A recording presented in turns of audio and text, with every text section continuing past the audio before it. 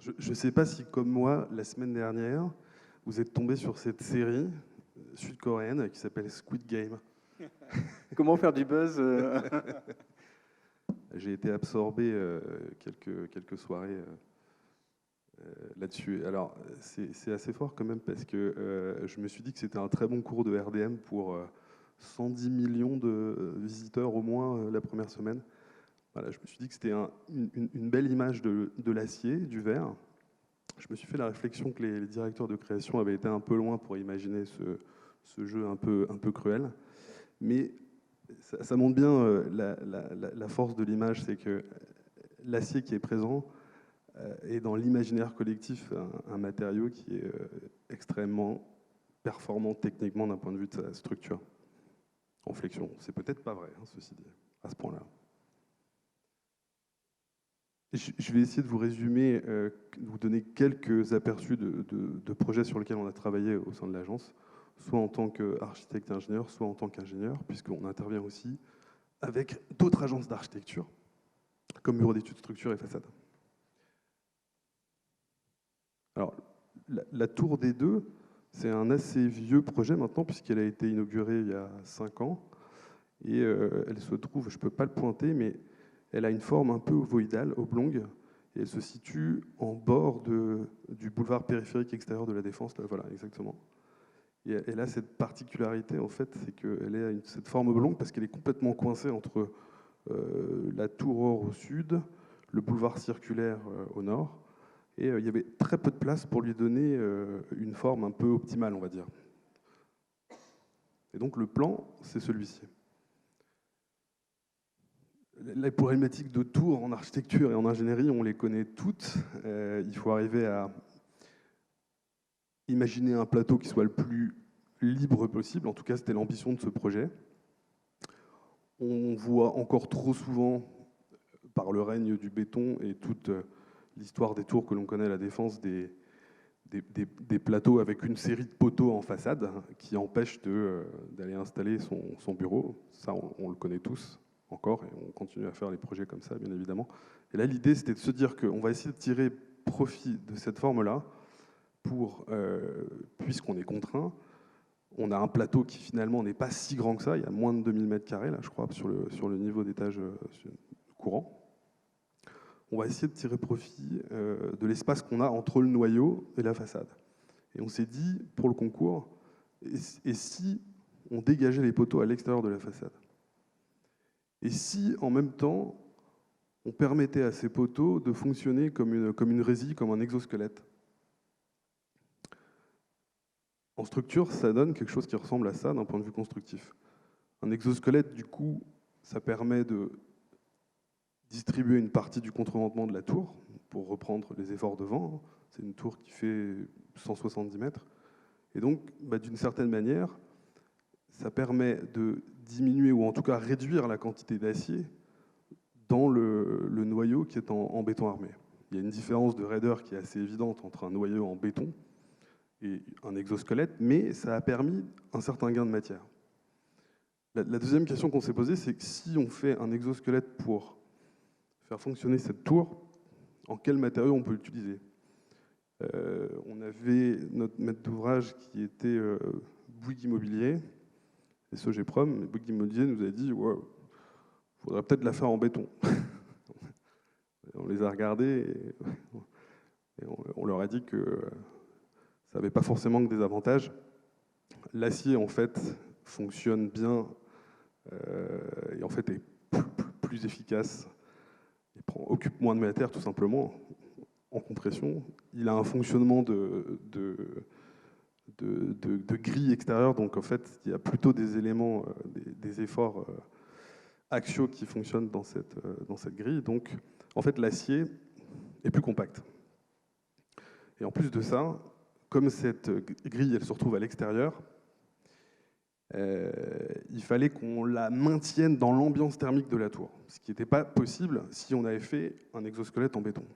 Et pour couronner le tout, on le devine en fait sur l'image que vous avez à droite, les deux images là, on avait un sujet de géométrie qu'il fallait que l'on puisse régler de manière relativement régulière, mais en suivant les différentes angulations de la tour, qui a un axe de symétrie, mais qui a quand même des rayons de courbure différents. Et donc en repassant, en maintenant dans l'ambiance intérieure de la tour cet exosquelette, ça nous permettait d'éviter d'avoir des problèmes de dilatation entre la face sud et la face nord de la tour, et de rester compact. Et ça nous permettait également de maintenir une continuité du plan d'étanchéité à l'eau, tout à l'extérieur de la résille. Alors, on voit qu'on a fait fonctionner ce bâtiment, je reviens dessus, avec des planchers mixtes en poutrelle acier alvéolaire, des planchers collaborants que vous reconnaissez, c'est les petites ondes qu'on voit au-dessus des cercles là. Le plancher mixte permet de faire passer les réseaux dedans, donc d'optimiser le plénum nécessaire pour les fluides, hein, qu'on connaît tous, et de simplifier les connexions. Et du coup, d'assurer un montage qui est aussi assez aisé, puisque vous voyez sur l'élévation à gauche que, en fait, le montage, on l'a fait 3 étages par 3 étages. Et voilà à quoi ressemble la tour. Vous l'avez peut-être tous vu déjà en passant à la Défense.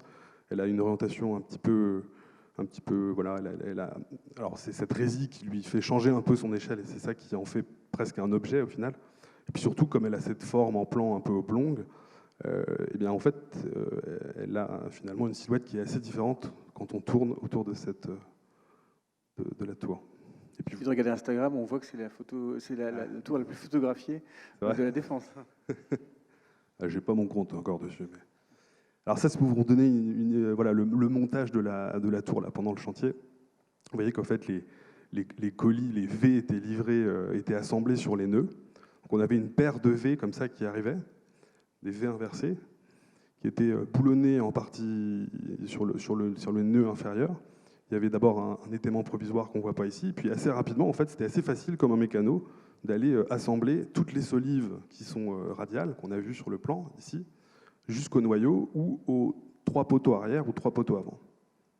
Donc le montage s'est finalement fait assez simplement. Et puis vous voyez cette coiffe qui vient terminer en fait la forme de l'ouvrage, qui elle pour le coup est entièrement en acier vu, contrairement à la résille extérieure. Pardon, ça marche pas.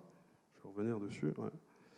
La résille, elle est habillée par un capotage en aluminium, mais par contre la coiffe qui est là-haut, qui reprend la géométrie, qui suit la géométrie de la résille, elle est en acier visible. Et on a décidé avec l'architecte de faire apparaître en fait ces assemblages. Là aussi, on a rechangé d'échelle finalement. On est passé d'un objet un peu macro avec cette grande résille et des losanges sur 6 niveaux, et puis là finalement, on s'est dit, mais après tout, l'utilisateur là-haut, quand il est sous la coiffe, révélons lui les assemblages de l'acier qui sont une forme d'esthétique finalement.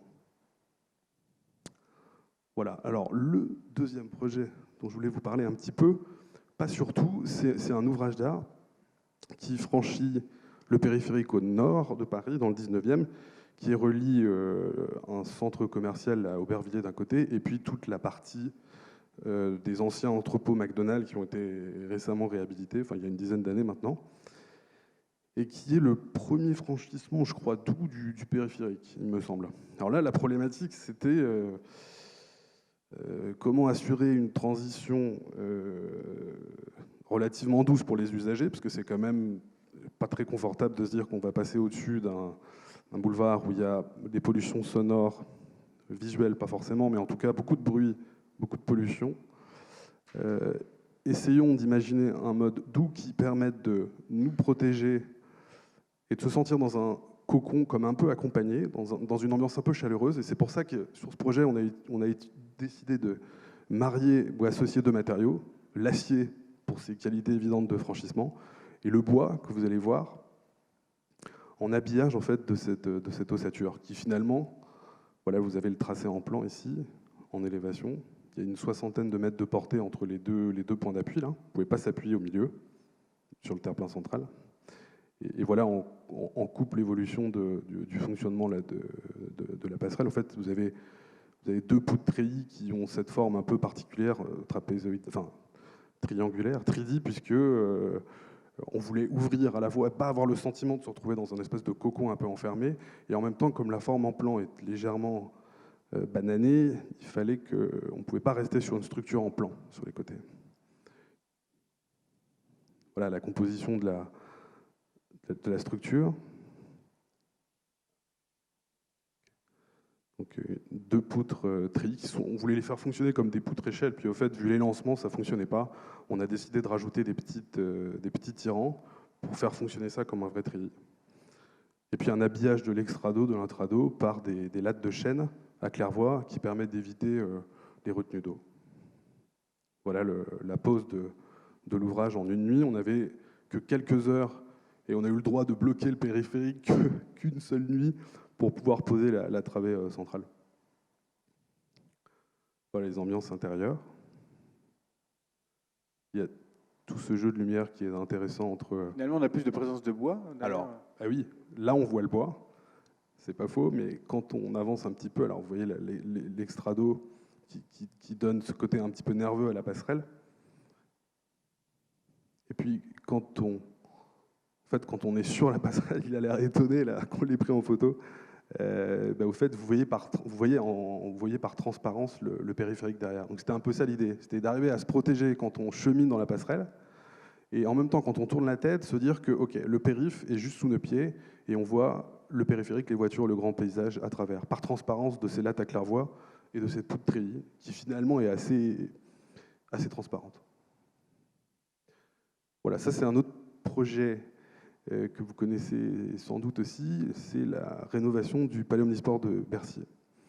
Alors, on est intervenu dessus où finalement on ne pouvait pas trop toucher à l'enveloppe, bien évidemment, du bâtiment, ni ces très grandes poutres treillis que vous connaissez toutes, ces méga poutres bleues qui couvrent la salle. Et par contre, le programme prévoyait d'augmenter la jauge. Il fallait passer de 17 à 20 000 places, je crois. Il fallait également pouvoir refaire les accès, imaginer un nouveau rapport avec la ville que je ne vous montrerai pas ici, mais que vous connaissez sans doute. Et puis insérer toute une série de loges avec vue sur le public, vue sur la salle, pardon. Alors, ces petites images qu'on voit là, à peu près au milieu du déambulatoire, vous voyez cette espèce de grand trapèze en béton.